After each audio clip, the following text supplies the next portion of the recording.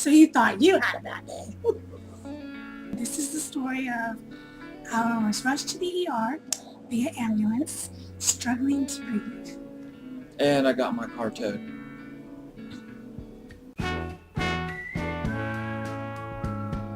I had my telephone set to remind me when our anniversary was, and it actually went off at midnight, and I'm just like, happy anniversary, and it just felt like, it was just going to be like a normal day, a normal evening. I was kind of excited, just sort of an exciting day. Mid last week, I started feeling sick, and I went to the doctors. They put me on 2 antibiotics, antibiotic A and antibiotic B. That Thursday, March 7th, that morning I took both antibiotic A and antibiotic B. Antibiotic A was just to be taken once a day. Antibiotic B would be twice a day.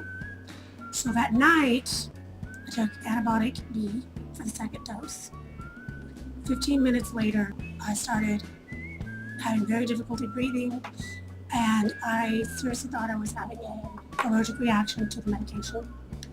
Of course, it triggered my anxiety, so it felt like a panic attack times 100. It was just my lungs were closing up, and there was like a heat sensation rushing throughout my entire body, which of course terrified me. Whether it was an allergic reaction or not, I don't know, because I just was not recovering. So we knew something was seriously wrong. And I said, do you want to call an ambulance? And she was like, yes. So I called an ambulance. So the ambulance arrives a couple minutes later. By the time I got there, my O2 was really low. Coming out with something was seriously wrong. It wasn't just anxiety. So they put me on the rolly bed thing and started taking me out to the ambulance. And Joe says, I'm going to follow you guys in the car, because he needs a car to be able to take it back. I go and I look for my car, and it's not there. I thought, well, maybe I'm just freaking out. I mean, I'm a little bit panicked about her having to go to the ER. I wasn't 100% sure what was going on. I mean, it wasn't our first time doing this, but I also didn't know what was going on with her, and I'm looking around for my car, and I can't find it anywhere. Somebody took the Chief Mobile, and which is bad.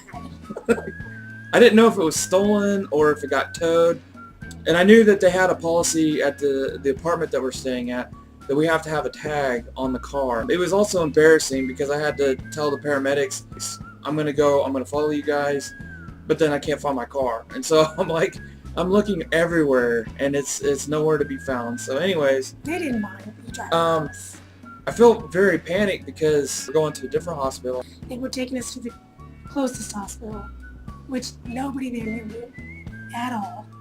Nothing about me, nothing about my evaluation, nothing about my CF. I didn't know how far away we were going to be.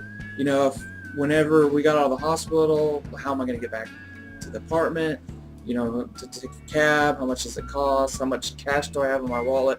I mean, all this stuff is like running in my head.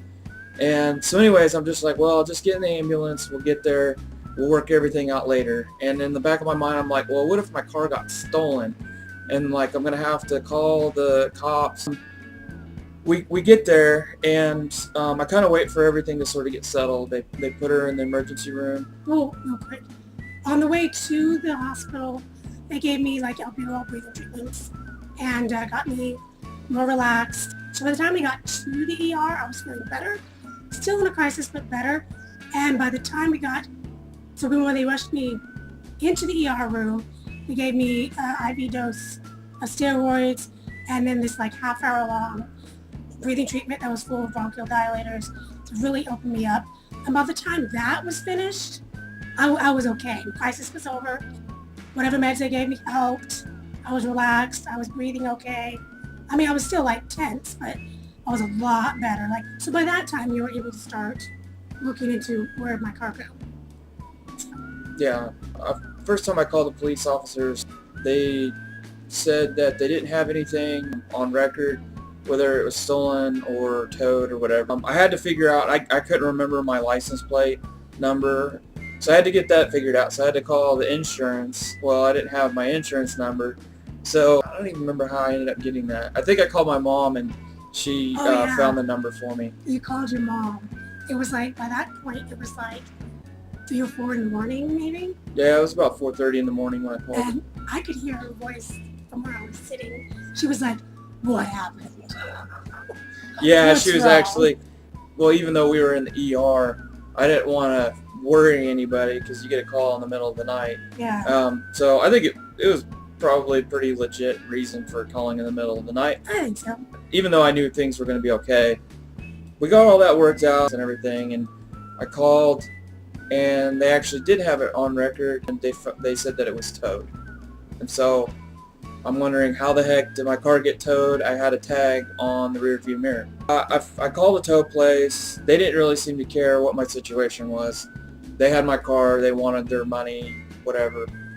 So, yeah. But anyways, so then a few hours pass. I think it was about 5:30 by the time we got a cab called over there. And the hospital was great. There was a nurse there that hooked me up with a cab ride. They were all really good. They were all concerned for us. I mean, even the security guard that was there. Yeah, he was No. very helpful. He was I think- actually a police officer. Yeah, I get in with the cab driver who keeps asking me questions about how to get to this place, and I keep telling him, I don't live here. I don't know where I'm going. My car got towed.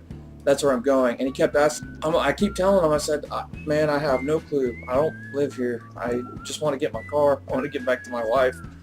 But he kept asking me questions about where I'm going. And so, anyways, I was nervous that he didn't even know where he was going. That was a little nerve-wracking. But we got there. We had 2 guys in a cab that didn't know where they were going. And I needed to get my car. Yeah. And I needed to get back to my wife. Yeah. So anyways, I get there, I get to this place, and it's like, it's very surreal. I mean, it just feels dead. I'm not even quite sure if this place is open. They said that they had a 24/7 service, and there's like nobody there, and there's just like a light in front of the window. On the countertop in front of the window, there's somebody wrote on there in pen. They said, "This place sucks." And so like I'm sitting there by myself, and I'm like, wow, this is just like I don't know, like a precursor to what I'm about to. what's gonna happen? Yeah. And so I go up there, and I'm ringing the call button. Nobody's answering. Finally, they answer and ask what I wanted, and I said What I do was you there want? to pick it. Yeah. I told them that I was there to pick up my car, and anyways, it took somebody like 15 minutes to actually get over there to help me, and then the whole thing took forever. I was standing out in the cold for like an hour trying to get this whole thing done. The bill came out to be $185. They charged you for 2 days. They charged me for 2 days because they towed my car at 4:30 in the morning the night before. I think by the time it was all said and done, I got it done like at 6:30 in the morning. And so they charged me for 2 days. I still can't believe they waited like 15 minutes to answer you and be like, what do you want? Yeah, It's like, good grief. yeah. So it was really dumb. It was ridiculous. And this whole time, he's out there in the emptiness and the cold by himself, thinking he's in the Twilight Zone. I'm in the hospital ICU bed, sitting there thinking, this is not how I wanted to spend my anniversary. Alone in an ICU bed. Not knowing where my husband's at. You know, getting his car in a city we barely even know. The whole situation was like so frustrating. And it was just hilarious that it was on our anniversary. And we were both just like, why not? Why not? Why not today? The best part of the whole story is like I was able to get my car. It wasn't stolen. And Wife survived. my wife survived. I got back to her. You were exhausted. I was extremely exhausted. And all this started like at 2:30. By the time I got my car, I got back to the apartment to grab some of her meds because they wanted some of her meds at the hospital. So I got back to the hospital. It was about 7 o'clock in the morning. She's sleeping away. I think I just fell asleep when you walked in though. Yeah, I think I was up most of the night. I was really tired, and I was still kind of fuming. I mean, I was pretty angry, and so it's kind of hard to go to sleep. So I've never heard you cuss so much. I cussed a lot. When you left, actually, I could tell you were really pissed off. And I actually said to him, I said, Joe, don't do anything to get yourself arrested. Don't hit anybody. I mean, he's not like that. I could just tell you were so pissed off. The whole situation was just horrible. But I was like, don't hit somebody and get arrested. Please. Well, that was something that I had to remind myself too. Okay, don't make the situation any worse. But then once we did get back, he slept for a little bit.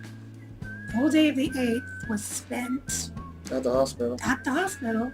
So basically by that night, the doctor who was in the ICU came in and said, well, your crisis is over. Your stats are fine. You're doing fine. Don't take that medication anymore. Get an appointment with your doctors and I'll just let you go. Which was great because we were able to go home that night. It was not till about 9:30 though. And then we finally got home. Oh my gosh. They gave me a big dose of IV Salumedrol, IV steroid. So by the time we left, I was kind of pumped up on steroids. So I was like awake and just kind of like an adrenaline rush. And so we got home, we watched Wreck-It Ralph, right? And we kind of just lazed around. And then his mom and two of his brothers got there around 12:30. And we were up till about 4:30 in the morning, just talking and bullshitting and laughing. Yeah, my mom and my brothers were actually, they had already planned on coming that evening. So anyways, it was a huge blessing that they were able to come and everything worked out perfect. As terrible as the day went, it got better. It started off crazy, scary. It was just a crazy, crazy day. But then it ended on a good note. Then it was just okay. We got through it. So Yeah. we appreciate Yeah. just having a boring day. Not that day. No. Thank you for being my rock. You're welcome. You're welcome. So do you want to end it? Much love.